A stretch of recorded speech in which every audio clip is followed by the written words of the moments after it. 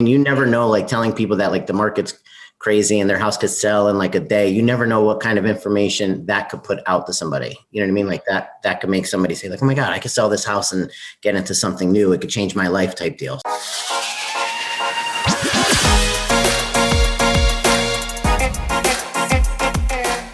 Hello and welcome to episode 30 of the Smart Agents Podcast. My name is Michael Walter and I'll be your host. In today's episode, we talk with Connecticut-based Vinny Valentino. After a long career in the entertainment industry, Vinny has been a realtor for the last 5 years.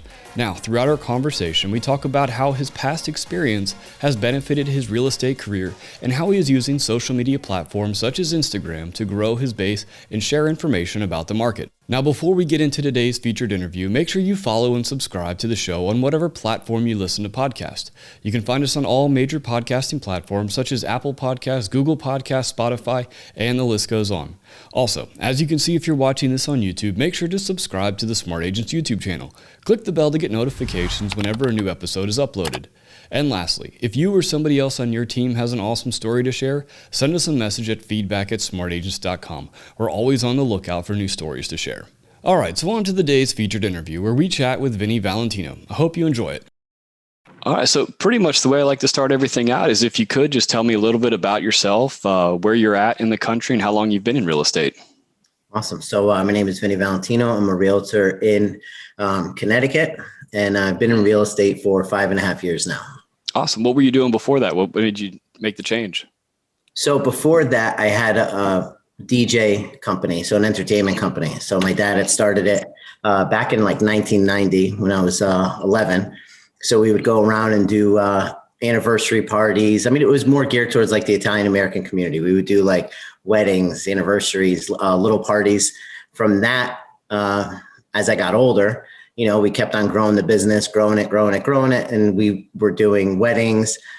We had invitations, event lighting, more of event planning. So it kind of went from like this little DJ company to this like big company. So did that for about like 20 years. And then towards my father ended up passing. So after he passed, it was kind of tough to like keep the same passion, going with the business. So always had a thing for real estate and kind of like went all out into it. Awesome. So now you said 5 years. So I guess about 4 years into it, COVID kind of hit and everything. What was that like, kind of that transition? So with COVID, I think COVID took away the personalization of real estate. Like, you're not going to be in person anymore. You're not going to be, going, we weren't able to go to a showing with clients and walk them through homes.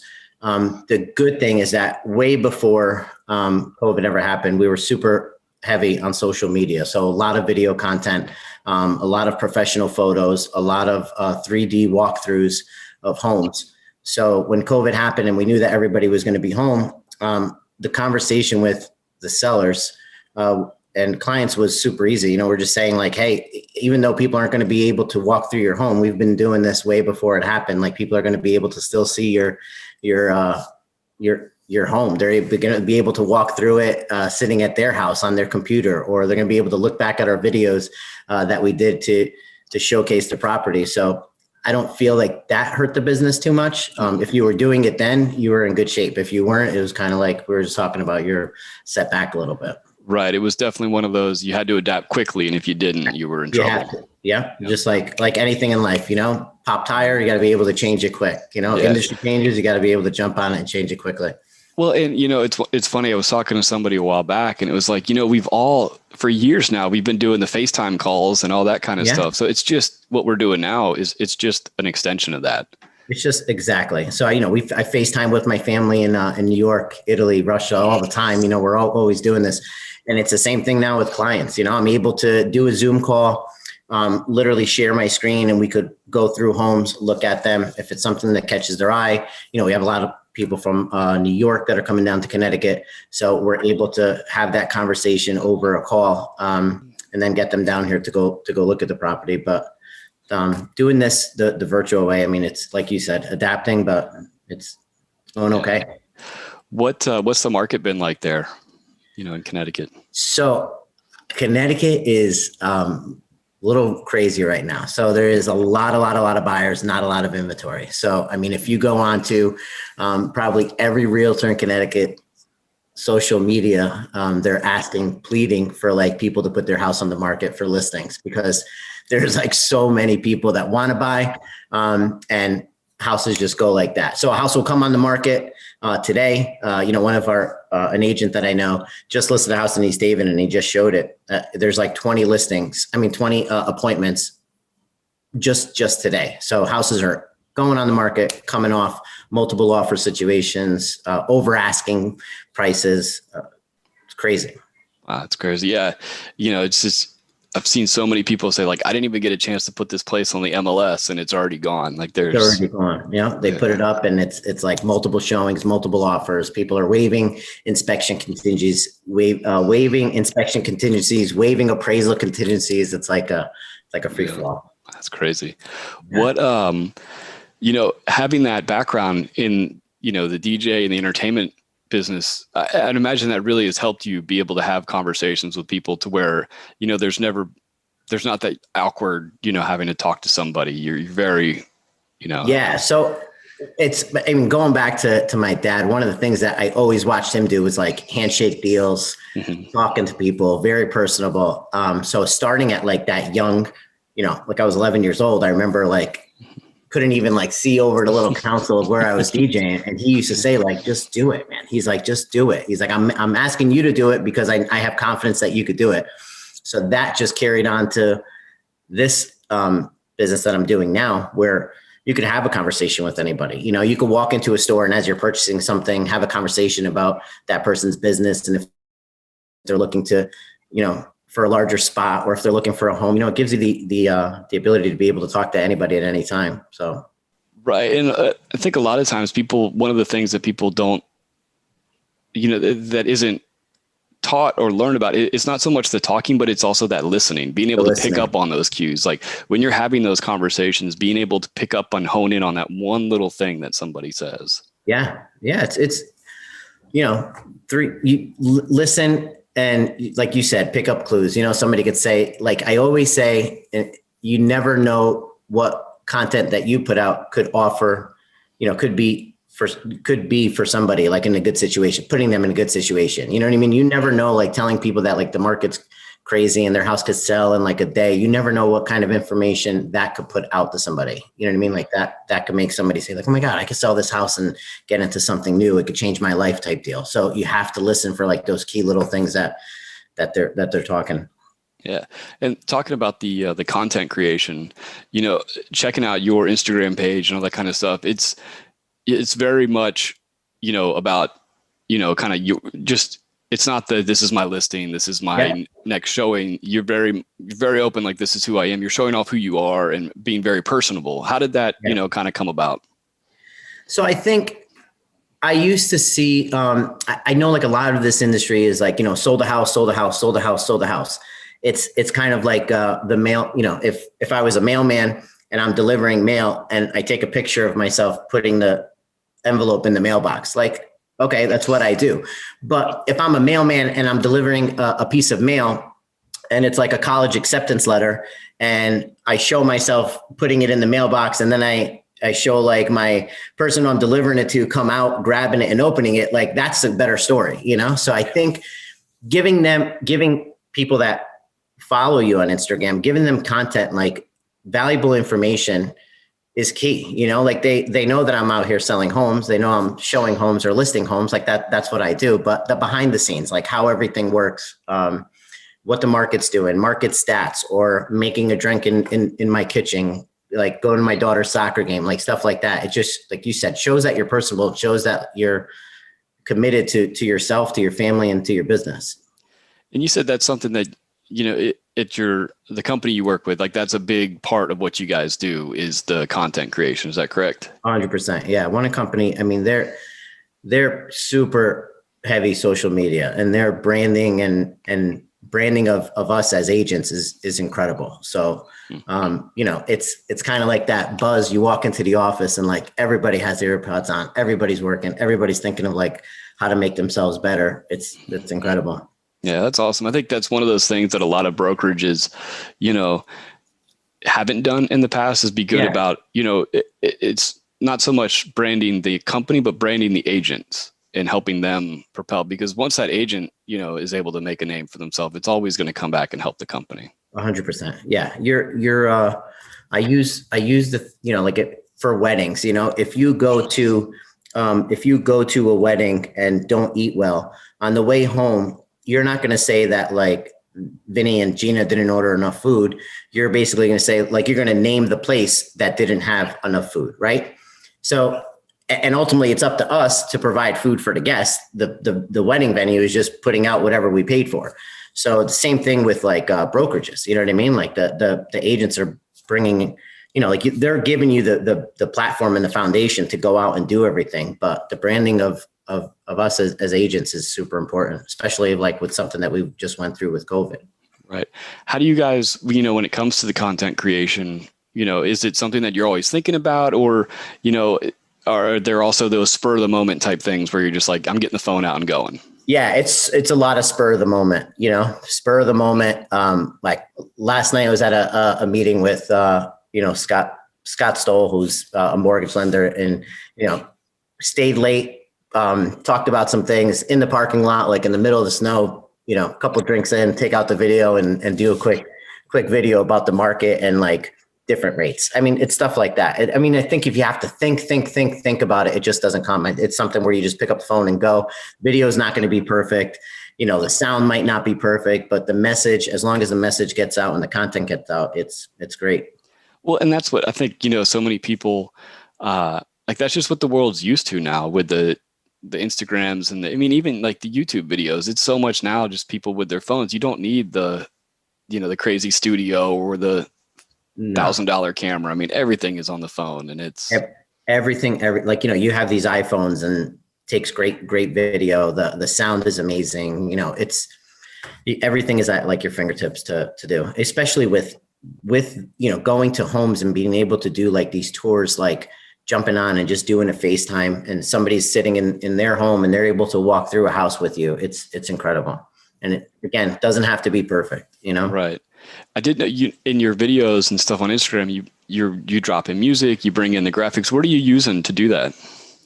So I, with Instagram, you could just slide up and there's like that little music tab, that draws that you could put music into it. We use Reel, take some things from like TikTok, all those platforms are super easy to use. And like you said, you could drag music into it. So those three things pretty much to make the videos, At one company, we also have like a media company behind us too. So if there's and like a little extra oomph that we want to add, we have that team right there to do it for us too. So.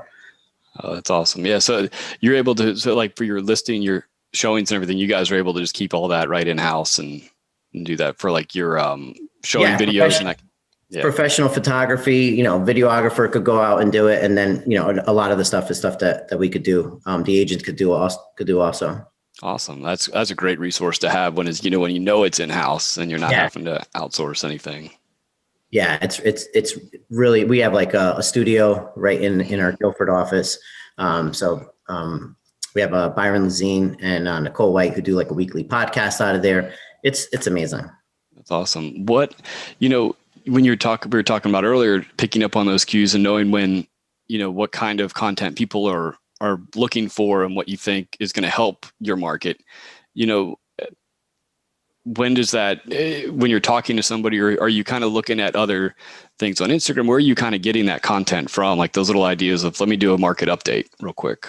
So, you could go on like Inman or, the MLS, or we could look at like our own market data and pull things together and then put it out there. You guys do a great job on Smart Agents with a lot of key information. So it's easy to share some of that. But yeah, looking around different people's Instagram, you could obviously gain some ideas. But the content, as far as like, what is sold, how many homes have sold in Connecticut's market, or how many new listings are on, those are things that like we do daily. We go on, take our own data, put it together and throw it out there. Right.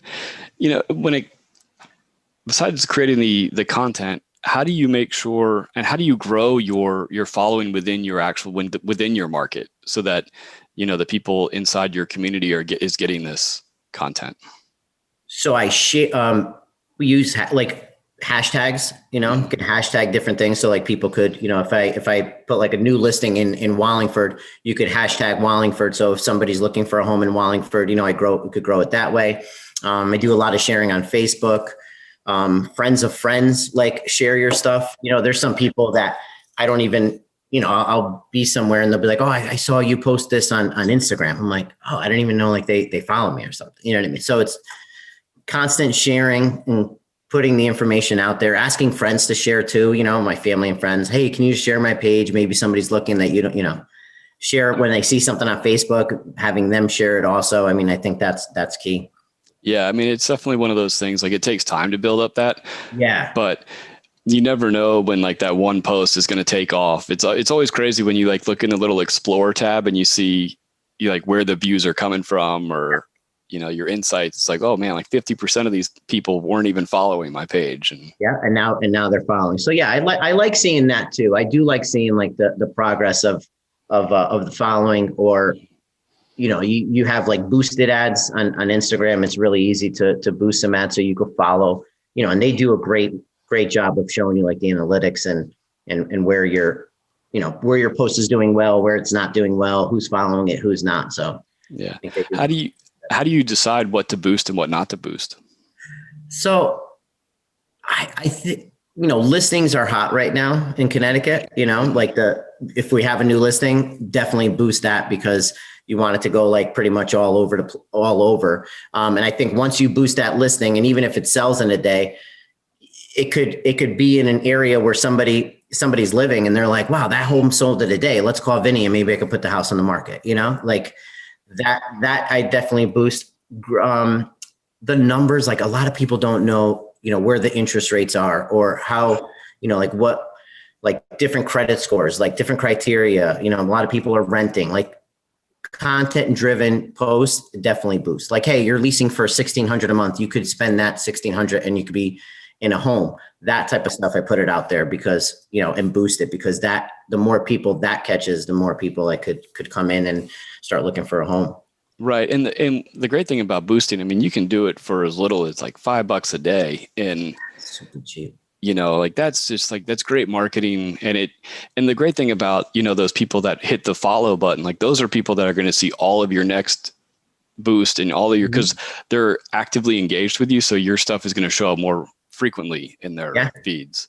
And so for that $1 that they clicked on, they're getting all the other stuff that you're not boosting. And I think it's the most inexpensive way to get your information out there. Facebook ads, Instagram ads, they are super cheap. And like you said, if somebody clicks on a boosted ad of a new listing home, they're coming to my page and then they're going to see like everything else that we have to offer. So that's huge. What, before wrapping up, what are some of the things, how do you, going forward, as we kind of go into this next year, and what are you doing to adapt? Because last year was all about adapting. Yeah. How are you preparing for, and just kind of putting yourself in position for this, next year? For upcoming year, I mean, I gotta say, like we always have been super, like I said, heavy with the social media. So I think we're going to continue with that. Definitely continue on still putting out the great content, sharing the content about how easy it is to purchase a home today. Or, I mean, like not easy without the inventory, but easy, like, with talking to a lender, like the beginning steps. Like I want to put out more of that information. A lot of people don't know, like, oh, like I get a lot of people saying like, oh, I don't want to get a realtor yet because I don't want to spend the money. Like, you know what I mean? Like a lot of people don't understand like the way the whole process works. So definitely want to jump onto that and let everybody know that how easy this process can be if you find somebody working for you. I think that keeping up with the social media, keeping up, putting the content out, getting back to basics too. Like I'm talking door knocking, getting getting onto the road, talking to people, that type of stuff, I think is going to be key for upcoming year of business. Awesome. Well, thank you so much for hanging out and spending some time with us this morning. My pleasure, man. I really want to thank Vinny for joining us today, and you can find his Instagram handle in the episode description to check out how he is interacting with his market. So once again, if you think you or somebody else on your team has an awesome story or tip to share with our community, send us a message at feedback@smartagents.com. Well, that wraps things up for this episode, but remember, follow the show wherever you listen to podcasts, and make sure you follow and subscribe to the Smart Agents YouTube channel. Again, I'm Michael Walter, and we'll see you on the next episode.